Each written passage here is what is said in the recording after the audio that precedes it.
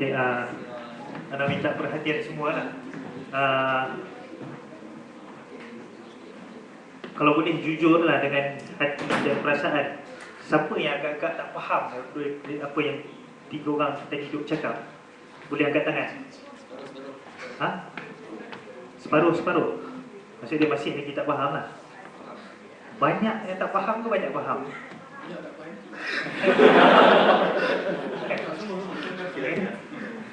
Tak boleh, ini permintaan daripada permintaan daripada panelis kita lah. Sebab diorang nak tahu juga macam mana penyampaian diorang tu betul-betul faham ataupun tidak. Takut nanti balik pun kosong, tak tahu. Jadi untuk sesi kali ini adalah sesi Q&A ataupun nak beri pandangan, kan? Tak kisah kita ada 1 jam.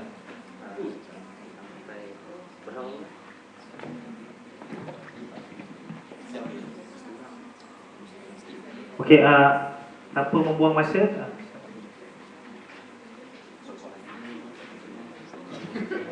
tanpa membuang masa, anda buka kepada audiens lah untuk bertanya soalan. Sebab sesi kali ini adalah sesi untuk bertanya soalan. Tanya je. Okey. Saya nak tanya kepada Ustaz. Boleh perkenalkan nama tak? Okey, sorry. Nama Ahmad Fikri Jumara dari University of Sheffield. Saya tanya kepada Ustaz Ahmad from economic point of view, adakah Malaysia negara Islam? Dari segi ekonomi, adakah Malaysia negara Islam? Dan ada tak satu negara selain zaman Nabi yang boleh dijadikan model dalam model Islamik dari segi ekonomi? Dan kalau tak ada atau Malaysia bukan negara Islam dari segi ekonomi, adakah benda ni boleh idea Islam, ekonomi Islam ni boleh direalisasikan atau hanya kekal dalam paper PhD atau dalam buku saja? Wallahu alam. Kalau orang tanya saya, Ustaz Mujani ni Islam ke tak? Okey. Saya jawab saya Islam. Adakah Ustaz Mujani mengamalkan 100% ajaran Islam? Saya kata tak. Saya cuba, tapi kerana saya sebagai seorang manusia, saya sudah tentu ada dosa, kan? Bila kita ada dosa bermakna kita tidak 100%, betul tak? Boleh nampak tak tu? Boleh nampak? Okey. Negara pun macam tu. Bila kita tanya, adakah Malaysia sebagai sebuah negara Islam? Malaysia dia tak ada satu pada dia punya perlembagaan yang mengatakan dia negara Islam. Tapi artikel 3 mengatakan Islam is the religion of the federation. Islam ialah agama persekutuan. Baik. Bila dia kata Islam sebagai agama persekutuan, apa makna Islam sebagai agama persekutuan? Saya kata saya seorang Muslim, agama saya Islam. Malaysia dia kata dia sebuah negara, Islam sebagai agama negara. Jadi apa makna Islam menjadi agama negara? Maka nak mendefinisikan benda tu, kita tengok kepada case law, undang-undang. Dalam kes undang-undang, kalau kita tengok keputusan yang dibuat oleh Tun Salleh Abbas, dia mengatakan Islam agama persekutuan dengan makna Islam sebagai agama rasmi, only dalam rituals and ceremonies.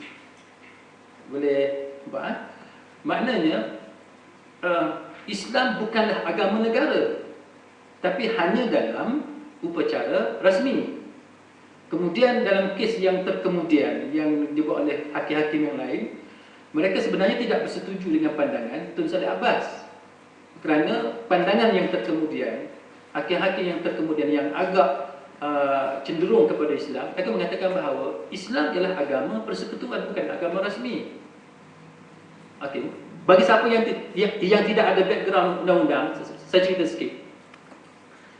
Dalam kes undang-undang, dalam kes yang dibuat oleh Tun Salleh Abbas, implikasi dia ialah kerana dalam kes Cik Umar bin Cik Soh, Mahkamah Supreme Court, Mahkamah Agung telah buat keputusan dengan sebab Islam menjadi agama rasmi, dia hanya dalam rituals and ceremonies, maka apa-apa undang-undang yang dibuat yang bertentangan dengan Islam tidak akan menyebabkan undang-undang itu terbatal. Sedangkan artikel 4 mengatakan bahawa Constitution is the supreme law of the Federation, and any law passed after Merdeka Day which is inconsistent with this Constitution dikira sebagai void, kan? Jadi untuk mengelak keadaan itu menyebabkan Tun Salleh Abbas telah buat keputusan bahawa Islam hanya agama rasmi dalam percara rasmi. Boleh nampak? Menyebabkan hakim-hakim yang kemudian ini bermasalah. Kerana kita cuba mengatakan bahawa Malaysia agama rasmi dia Islam, membawa maksud Malaysia ialah sebuah negara Islam. Okey, setakat tu. Tapi dari segi pelaksanaan pula, dari segi pelaksanaan, soalan tadi tentang sistem ekonomi, sistem perbankan, sistem kewangan, undang-undang, pendidikan, adakah menunjukkan bahawa kita 100% mengikut ajaran Islam? Jawapan dia itu sudah pasti tidak. Tapi adakah bermakna kita ingin mengatakan bahawa Malaysia sebagai sebuah negara sekular? Tidak. Kita akan tetap mengatakan bahawa Malaysia sebagai sebuah negara Islam, apa-apa yang menjadi lompang, yang cacat celah, kitalah yang bertanggungjawab untuk perbetulkan. Faham tak maksud saya? Maksudnya macam ni. Baik, sistem keuangan kita, ekonomi dan sebagainya, apa masalah dia, lompang dia? Apa masalah? Kita ada dua sistem, kan? Dulu kita tak ada perbankan Islam, kemudian secara asuransi kita ada. Baik. Daripada tidak ada menjadi ada dua sistem, mana lebih baik? Dua sistem lebih baik. Tapi adakah itu bermakna kita 100% mengikut Islam? Tidak. Yang kita nak ialah 100% mengikut Islam. Sebab itu kita kata fattaqullah mastata'tum. Bertakwa kepada Allah sedaya upaya kamu. Contoh macam ni lah, sebagai contoh mudah bagi siapa yang tak faham. Katalah kita ni tak ada pakaian. Contohlah tak ada pakaian. Ada sabut tangan kecil. Soalan sekarang ni nak keluar daripada dewan, nak pakai tak mau pakai sabut tangan tu? Faham maksud saya? Daripada tak pakai langsung, baiklah ambil sapu tangan yang kecil tu, tutup mana-mana bahagian yang boleh kita tutup. Faham?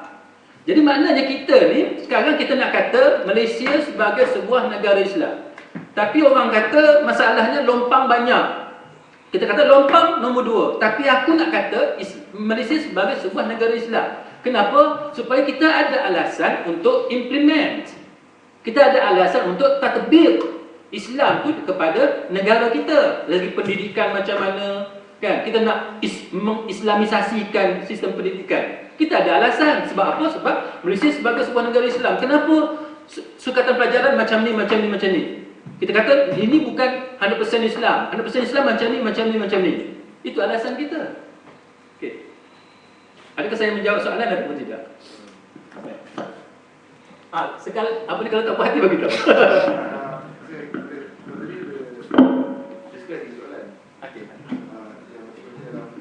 Kalau maksudnya Islam, Malaysia bukan negara Islam dari segi ekonomi, bukannya satu negara yang betul-betul Islam. Yang lompang kan. So ada tak dalam dunia satu negara yang kita boleh jadikan model? Tidak ada. Contoh, dalam kepala kita negara apa yang ada? Katalah negara yang kita pergi Mekah. Yang kita pergi Mekah. Apa masalah di sana? Masalah di sana nak letak nama Islam pun tak boleh pada bank. Faham tak? Faham? Contohnya?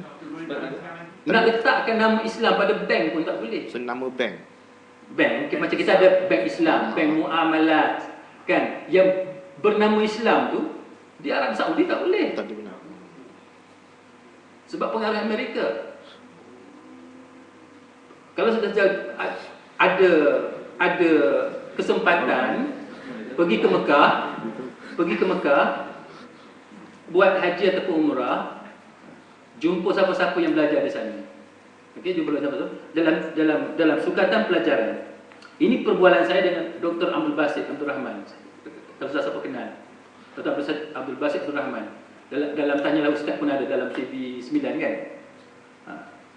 Saya pergi haji, duduk sembang dengan dia. Dia menceritakan luahan perasaan dia.